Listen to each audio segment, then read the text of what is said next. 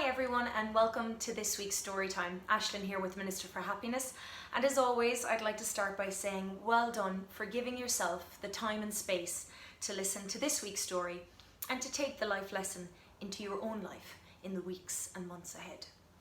So this week I wanted to tell you the story, or a little bit of a story, of a man who wanted to make a difference in the world.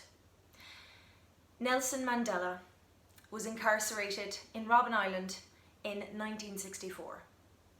He spent 17 of 26-year sentence in a 8x7 foot cell. This wasn't the worst part for Mr. Mandela. From the first day he arrived at Robben Island, he demanded respect as a human being and an individual, because he wanted to make a difference in the world that involved those morals and those beliefs. And because of his insistence on being respected, he was quite regularly tortured in horrific ways that are unimaginable. Sometimes he was asked to dig holes in the ground deep enough to bury someone, and wondered would he actually be buried by the guards. Sometimes they just stood over him and urinated on him. This is just one example of some of the horrific torture that he endured during his time imprisoned. But Nelson Mandela knew to make a difference in the world, it had to start with you. So even though he was imprisoned physically, his mind was free, and he never allowed anybody to take that from him.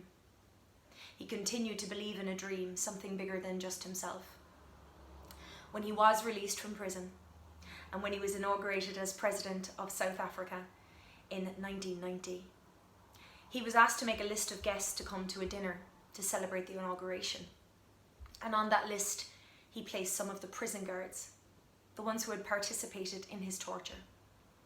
He was asked afterwards, why did you invite these men? They tortured you in prison.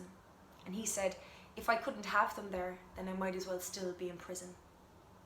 Because Nelson Mandela knew that imprisonment of the mind is impossible unless you allow it. He knew that the real freedom was in your mind. And no prison was going to change that. And that's how that man made such an amazing difference in the world. He knew to make a difference in the world that you have to start with yourself. And what you believe is the most important thing. I think his life story is a pure inspiration.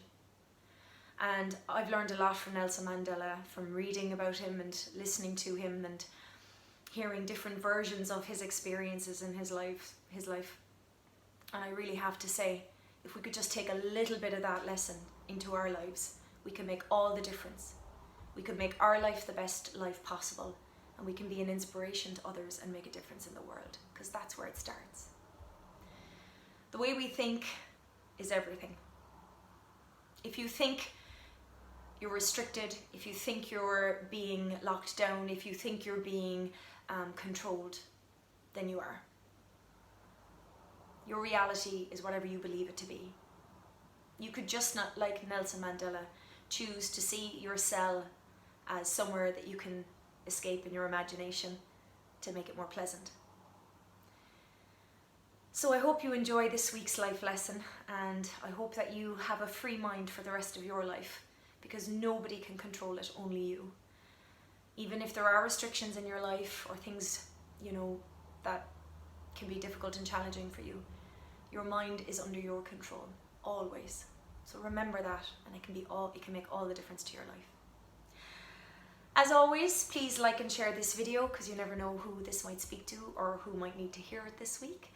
And please subscribe to my YouTube channel if you haven't already, so you can get these stories every week. And as always, be healthy, be happy, and see you next week. Bye.